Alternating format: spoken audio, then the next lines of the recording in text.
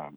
Magandang umaga po, Sir Arnold and Sir Ted. Mhm. At magandang umaga sa mga nakikinig at nanonood sa inyong programa. Opo.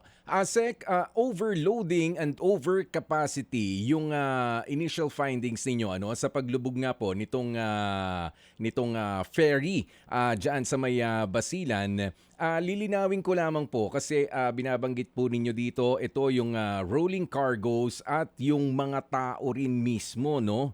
Oh, not necessarily rolling cargos lang o mga tao, pareho talaga na nag-overload. Tama po kayo, Sir Arnold. Unang-una po, doon sa paunang investigasyon po ng ating Marina as well as yung PCG po, nakita po natin na sobra po sa low passenger capacity po yung nailagay po sa vessel po. Kaya nagkaroon po ng konting overloading. At the same time po, base po doon sa investigasyon ng Marina, medyo mas bumagal ang paggalaw ng barko dahil masyado po mabigat ang kanilang mga dalahin, lalo na yung mga rolling cargos as well as yung mga bulk cargo po nila. Mhm. Okay.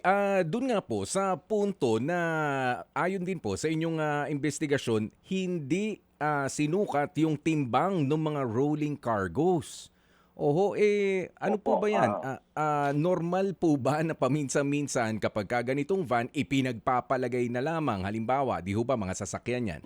O kaya yung ganitong motorsiklo, o ganito, pinagpapalagay na ganito yung timbang, o kailangan talaga na merong actual na, kumbaga, parang weigh-in? Tama po kayo. Dapat po may actual weighing po ang bawat cargo na pinapasok po sa ating mga barko. Dahil nandun po sa manifesto na dapat nire-report pagdating po ng pinapasa natin sa mga marina as well as PPA authorities. Mhm. Ayan. At doon nga po sa puntong yan, kung sakasakali, dahil nga ho nag-overload Oho, nag-overcapacity na sila. Meron ho ba kayong nakikita rito na regularity? Meron ba mga under the table dito para maisakay itong mga hindi naman na dapat maisakay ng mga rolling cargos? Well, ganito po yun, Sir Arnold. No? Sa unang tingin pa ho natin, marami na pong violations na nagawa ang itong Allison Shipping or itong shipping company natin dahil nag-overload sila at saka may mga siguro mabibigat na mga cargo sila na hindi po natin na weigh. So basically po, yon may violation na po. With regards po sa mga bayaran o mga corruption po na nangyayari, ina-assume pa ho natin yan. Kasi ang tanong po natin is bakit pinayaan po ng mga authorities natin na nagkaroon po ng ganitong mga insidente, overloading, overcapacity. Okay. Dito naman po, no, puntahan naman natin yung mga tao. Hingi lang po ako ng update kasi nga ho, talagang lumampas din yung bilang ng mga tao. Kanina, sinubukan ko, correct me if I'm wrong, binilang ko yung mga tao, yung mga passengers na allowed lamang. Yung limit ng vessel ay 352. Tama po ba? Ayan, 352. Tama po yun. Yan yung pinaka-capacity niya. Pero sa ngayon nga ay meron ng 368 na mga tao at yung 52 nga po doon, yun yung mga wala ng buhay. Opo, siguro let me correct you po. As of February 11, 372 na po ang confirmed passenger and crew po. So 293 po ang survivors, 52, tama po kayo, 52 po ang na-recover at 27 pa ho ang missing. Meron pa po ba tayong mga hinahanap o meron pa yung yung iba ho kasi naghahanap pa ng kanilang mga kasabay, mga kamag-anakan, hindi pa rin nakikita, may update na po ba tayo dyan? Well, ang updates pa rin po natin as of, gaya nga na sabi ko po, as of February 11, yung mga passengers in the manifest, yung na-declare po is 19 pa ang nawawala. At may mga passengers din na hinahanap po ng kanilang mga kaanak, mga wala po sa manifest state, at sa mga grupo, listed grupo, 6 po ang wala pa, hindi pa nahahanap. Okay. Sige. Kukumustahin ko na ramang din po ang itinatakbo nito namang mga administrative cases dahil kayo po ay magsasampa na nga o magfa-file na ng administrative cases laban sa Allison Shipping Lines. Kumusta na po ito? Unang-una po, nagpe-prepare na po kami for ng mga administrative cases for the revocation or cancellation po ng CPC po ng Allison Shipping Line. Yung po yung una pong natin ginagawa, at ang pangalawa po is since may konting kapabayaan po sa ating mga kawani sa Marina as well as sa PCG, nag-file po tayo ng mga preventive suspension sa 8 kawani po ng Marina as well as 6 na kawani din po ng Philippine Coast Guard. 3 po doon sa Marina is formally charged na po. Yun po ang information na binigay po sa akin ng Marina. That's it. Okay. Asek, ganito po, para mas malinaw po itong ating usapan at mas klaro po ang lahat ng responsibilidad and moving forward po, para nga ito'y hindi na po talaga maulit, klaruhin lang po natin muna, point by point. Ano ang sinasabing paglabag ng Allison Shipping at ano ang mga posibilidad na kanila pong kakaharapin na mga sanctions? Well, una-una po, based on the initial or preliminary report po ng Marina as well as ng PCG po, meron pong overloading or overcapacity po na nagawa. Pangalawa po is nag-issue po ang Marina ng Certificate of Seaworthiness even with the fact may report po ang third-party classification society na nagbigay ng mga different important mga defects po pagdating po doon sa ship na yon. Kaya these two are very important things na magiging basis po natin para sa kansalihan at i-revoke ng CPC po ng Allison. Opo. Kumbaga, under review ang CPC and then the pinaka mabigat na penalty ay yung kanselasyon ng Certificate of Public Convenience. Tama po Okay. yun, Sir Ted. Alright, sige. Basically, lahat po ng ship po nila ay Opo. magaground. Yes, sir. And then sila po ay responsable na sagutin ito, itong mga kasong ito na kanilang kakaharapin. Alright. Dito po muna ako sa overcapacity na binabanggit po ninyo. Opo. Overcapacity ng mga sakay na tao. Yes po, sir. Okay. Sige, kasi nga meron ka manifesto at merong actual na mga survivors vis-a-vis sa mga na-recover na mga casualties. Kaya po, ilan po so far ang overcapacity po sa tao? Well, kung bibilangin po natin yung datos na binigay po sa atin ng Marina as well as DCG, 372 po ang confirmed na nasa pasahero po ng pasahero at crew ng MV Teresa Kirstine 3. At ang allowed capacity lang po ng ship na yon, ng barko, is 352. So makikita po natin kaagad dito na 20 na po ang over capacity po nila o sobrang pasahero po nila. Okay, sige. So doon pa lang po sa bilangan ng actual na pasahero vis-a-vis the manifest at yung pong allowed na passengers kasama ang tripulante, sobra na. Doon po sa overcapacity sa kanila pong cargo. Roro po kasi ito, di ba? Merong rolling cargos and merong pong bulk. Ano po ang inyong basihan para sabihin na ito po ay overcapacity? Unang-una po, base sa investigasyon ng Marina po, una is that hindi po sila dumaan po sa mga weighing scale. Unang-una po yon na dapat po nakasulat sa manifesto kung ilan ang kilo, how the weight of the cargo po. Kailangan na mailagay po yun sa manifesto. Yun po ang unang-unang violation nila. Pangalawa po, based doon po sa mga reports as well as mga testimony po ng mga survivors, medyo mabagal daw po ang paglakad o travel po ng barkong yon. So it means na medyo overloaded po yung capacity po ng barko. Okay, sige Dahil po. sa sobrang bagal. Sige po, nabanggit nyo po, meron pong dapat na weighing, pagtitimbang sa mga cargo, sa mga rolling cargos and bulk. Tanong po namin, saan po ito nang galing na pantalan, ASEC? Sa Kwan po, sa Zamboanga Port po. Zamboanga Port. Zamboanga Port is operated by whom? I think it's a privately operated port, Zamboanga, but under po sa PPA po, Philippine Ports Authority. Yan ho bang Zamboanga privately operated port under PPA ay may weighing bridge, may weighing scale para po sa rolling cargos? Meron po silang weighing scale, pero based on the report, ang naweigh lang po nila is yung bulk cargo po and not the rolling cargos po. Why is that so? But according to Marina, it has been the practice po ng port na yon. But of course, still subject to validation po. Sir, can you speak louder please? According to Marina, I'm sorry, sir.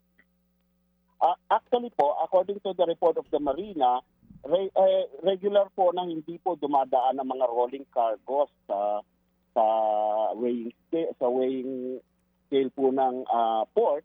Ang usual na ginagamit lang yung weighing scale is pagdating po sa mga bulk cargo. okay, sige. So himayin natin yung sagot mo, ASEC. According to Marina, sabi po ninyo, may weighing scale, may weighing bridge diyan sa Zamboanga Port. Okay. Ngayon, sabi po ninyo, hindi dumaan itong mga, para ma-establish natin na overloaded yung barko, hindi dumaan sa weighing yung rolling cargos, yung mga truck na may kargamento na pumasok sa barko. Sabi po ninyo, according to Marina, it is common practice na hindi dumadaan doon sa weighing bridge yung rolling cargos. Common practice, is that regular? According to Marina. So, paano po yun nangyayari na kung meron kang weighing bridge, tapos pumapayag yung Marina na regular practice yun ng shipping companies dyan, lahat na nag-ooperate na hindi tumaan sa weighing bridge yung rolling cargos? Tama po kayo, Sir Ted. It's really outside the procedure. Kasi kahit po dun sa manifest, kailangan pong i-indicate kung ilang kilo po yung Yes, sir. We know. cargo. ASEC, because of lack of material time sa panayam na ito, gusto ko lang pong klaruhin ito para ho, again, moving forward po, dito po ang ating misyon ay para magawa na po ng paraan ito. Di ba? Opo. Inamin niyo na po yan. Kaya nga dapat dumaan niya, meron niya sa manifesto kasi nga yung kapitan, kwentahin mo yung load mo eh. Hindi ba? At the end of the day, Tama hindi ka po kayo, pwedeng sir. mag-load ng sobra kasi baka mawalan po ng balanse yan, lumubog yung barko. Tanong po namin dito, yung bang weighing bridge dyan talaga sa Zamboanga Port ay pwede ang rolling cargos o pang-bulk lang talaga siya na kargamento? Sir, as of now po, sir, hindi ko masasabi. Yan. But basically, usually dapat po kasama po yung weighing Yes, scale opo. po. Yes, ako nauunawaan ko po sa kayo, ASEC, mahirap po sagutin to eh. Kasi nga dito po, ang hirap dito, yung turuan na naman, di ba? Kasi kung practice yan, na sinasabi ng Marina, practice, nangangahulugan na hinahayaan lang nila. Alam nila na nangyayari yan. Bakit? Kasi ho, ikaw ba, ASEC, napuntahan mo na ba yung Zamboanga City Port mismo? Sorry po, hindi pa po. Ayan, okay. Opo. Kasi ho, baka naman yung weighing bridge doon ng port operator, hindi pa pwede yung rolling cargos. So, naging practice na 50 barko, anumampung barko ha, either Allison yan, Montenegro o anuman, basta naging practice na daw, kaugalian na magkarga ka ng rolling cargo na hindi tinitimbang yung kargamento. Naging practice na ngayon lang may lumubog kaya pinag-uusapan, di ho ba, ASEC? Tama po kayo, Sir Ted. Basically po, dalawa po ang pwede nating maging rason po dyan. Una po is hindi po pwede yung weighing bridge para sa rolling cargo. O pangalawa po, baka nagtitipid po din po ang mga pahinante po ng mga rolling cargos at may bayad po yata ang weighing bridge kaya hindi na po sila nagpa-power bridge. Yes sir, yes sir. Yung nga po ang atin nga dito, no, alam po natin lahat dito dapat managot. Yung Allison na yan, dapat po lahat ng kanila pong pananagutan, sasagutin po nila yan. Kasi nga mabigat na trahedya ito eh. Buhay pinag-uusapan natin dito pero again mauulit pa ito eh. Hindi ba doon sa sinasabi nyo na naging practice na? So yung naging practice na yon, sino ang dapat managot doon sa maling practice na yon? Actually po, yung mga pagdating po sa marina, pagdating po sa pagproseso po ng mga pagpasok po dito sa mga shipping lines, ang primary responsible po dyan is the ship owner. Pero yung marina po, being the authority, nagre-regulate po sa mga ship owners natin on the safety side, may pananagutan din po ang marina over that po. Opo, yes sir, yes sir. Kasi wala hong duda, may pananagutan ng ship owner. Klarong-klaro po ito. Di po ba? Klaro po yun. Ano po? At sila po'y dapat sumagot dyan sa lahat po ng kanilang haharaping kaso, administratibo or even civil cases, no? Damages. Pero again, doon po sa common practice na yan. Hindi ba? Kung ako yung ship owner, and then yung pong mga nandidiyan in this particular region, may rolling cargo. Okay? Tapos, wala naman pong dinadaanan na weighing bridge. Dadating sa akin yung may dala po ng kargamentong yan. Ano sasabihin ko doon kung sakasakaling gusto magkarga nito, magpipilit po itong mga gusto hong magkargamentong yan, dumaan ka muna doon. Wala nga eh. Hindi pwede. O kaya, ito na yung practice eh. Hindi ho ba? So how do you correct that now, ASEC? Well, what I think we should reform already the standard procedure pagdating dito. We should be strict with the implementation of these procedures. Particularly po dito sa mga safety standards po natin. Ayun nga po, doon pa lang tayo sa weighing bridge sir ha. Wala pa pong ibang pinag-uusapan dito kasi that's very very critical sa isang naglalayag sa karagatan, yung timbang ng kargamento mo. So ito po, nangyari po ito ngayon kaya pinag-uusapan na naman. So dito po sa common practice sabi ng Marina. Okay. Diyan po sa Zamboanga Port, yan ang common practice. Paano po sa port ng Lamitan, Isabela Port, Lamitan, diyan sa Basilan, sa Hulo, sa Siasi Port, sa Sulu, sa Bonggao, sa Tawi-Tawi. Paano po ang kalakaran doon sa mga ports na iyon? Meron ho bang weighing scale doon o wala po? Well, as of now, Sir Ted, I have to tell you the truth, hindi ko po alam kung may mga weighing scale po yung mga puwersa na sinasabi. Ako na po nagsasabi, wala. Kung wala nga yung Zamboanga City na capital ho mismo ng region paano pa kaya dito po sa Bonggao po sa Tawi-Tawi? Paano pa kaya diyan po sa Sulu? Paano pa kaya sa Basilan? Hindi po ba? So back and forth ito. Nagkakarga sila ng mga rolling cargos na hindi tinitimbang ASEC. And that for the longest time, nangyayari ito. So tama po kayo, Sir Ted. I think we should make a regulation wherein we should impose na dapat mandatory na po ang weighing scale pagdating po dito sa mga bagay na ito. Yes, sir. Para to ensure that yung weight po na dapat lang ang may pasok na required lang na pwedeng ipasok po sa mga ating barko, ng ating mga roro. Yes, sir. Opo, yes, sir. And salamat nga po sa panayam na ito para ho lamang magising po tayong lahat na ito nangyayari hindi lang dito sa Southern Philippines. Nangyayari po ito sa maraming ports. Sino po ang operator ng mga ports sa Basilan, sa Sulu at Tawi-Tawi?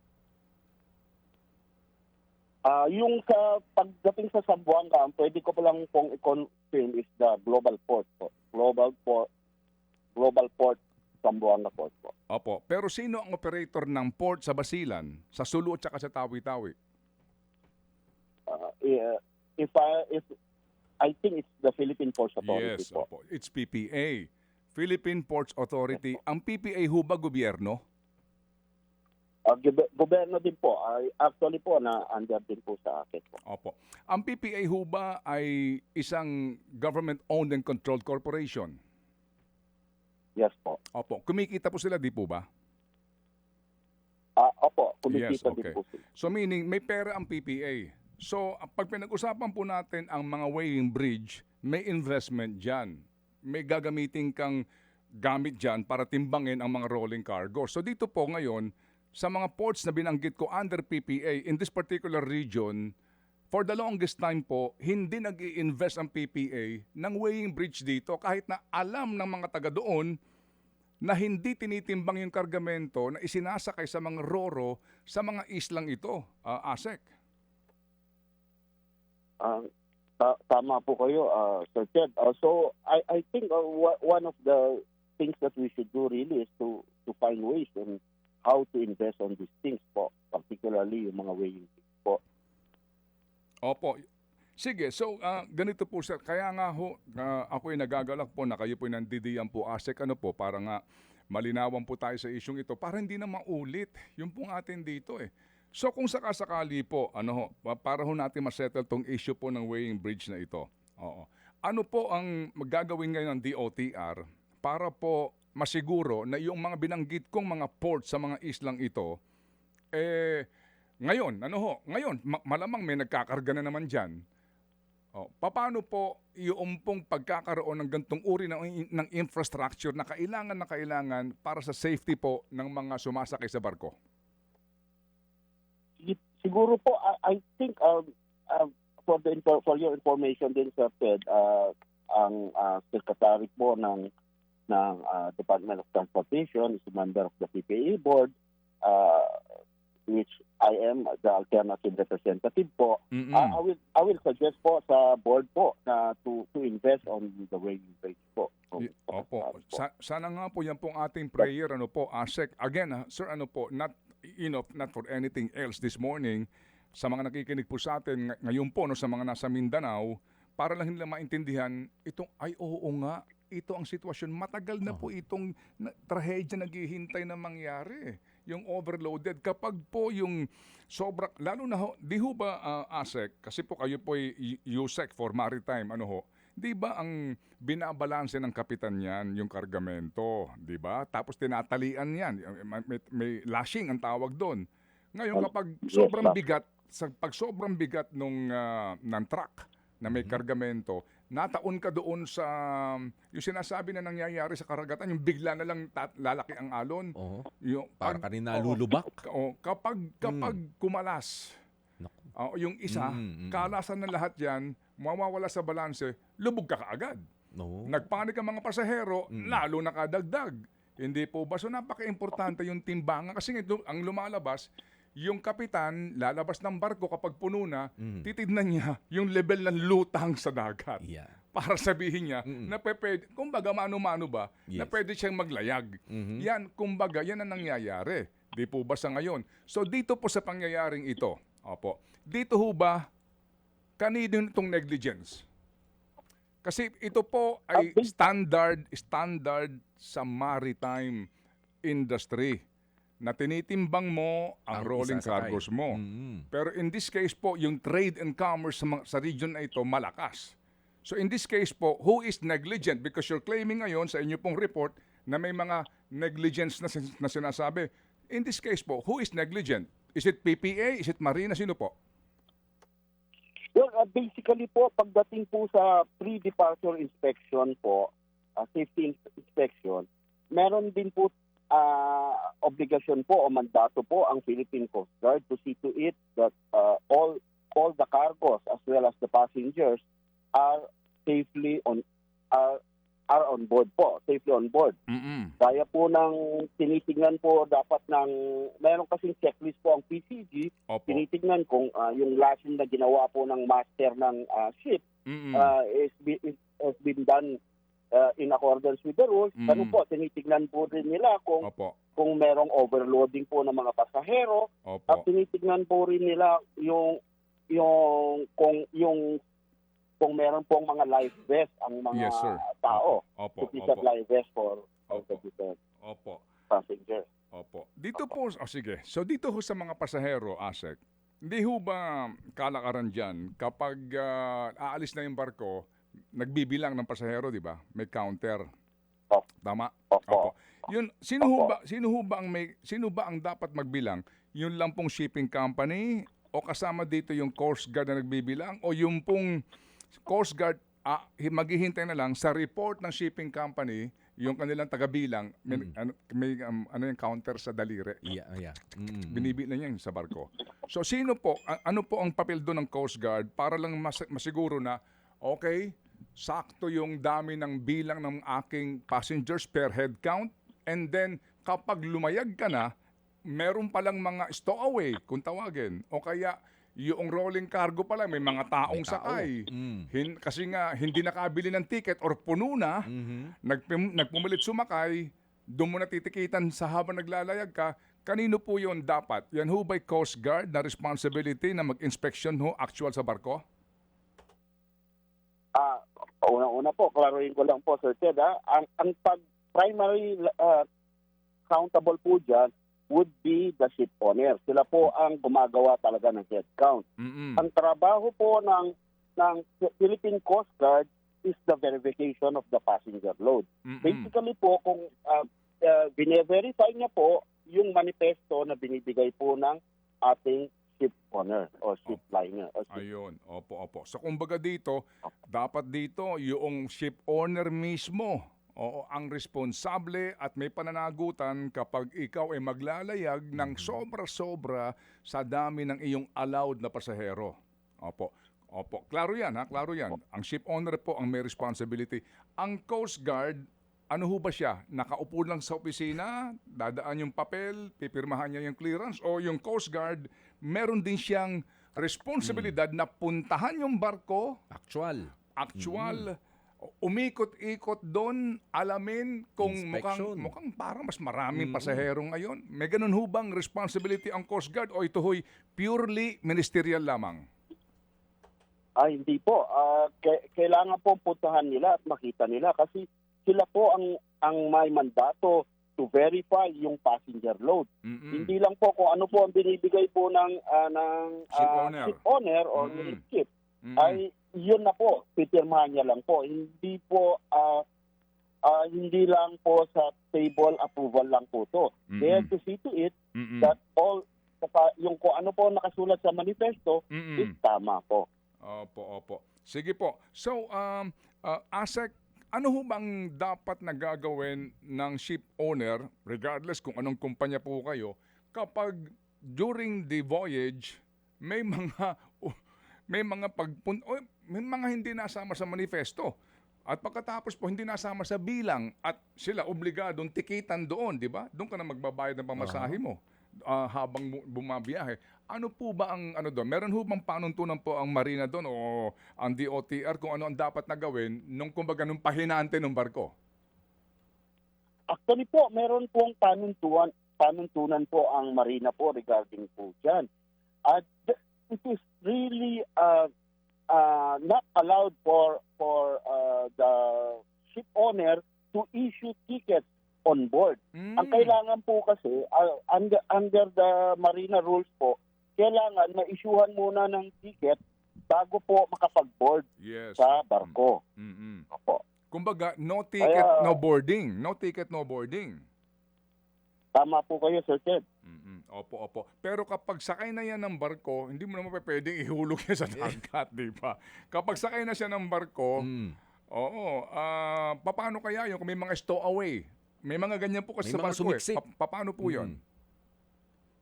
Pag ganun po, usually po, kailangan pong ibaba po sila sa next port of yung next port na bababaan po nila. Kasi they have to and also they have to report that to Marina as well as PCG. Opo. And then sa Coast Guard para po. Sige, kasi nga po, wala ho masyadong mahabang oras ngayon. Okay, so ASEC, uulitin ko po yung aking mga binanggit nga po na mga other ports no, than Zamboanga, yun po ang sitwasyon. And ang binabanggit nga po na ito po ay naging kalakaran na. So Practice. ano po ngayon ang gagawin kaya ho ng kagawaran, lalo na po doon sa mga ibang mga lugar na may mga ports at nagkakarga po ng rolling cargos nga na hindi na po natitimbang. Ano po ang aasahan natin ngayong reforma po moving forward na hindi na nga po ito maulit po, ASEC, please?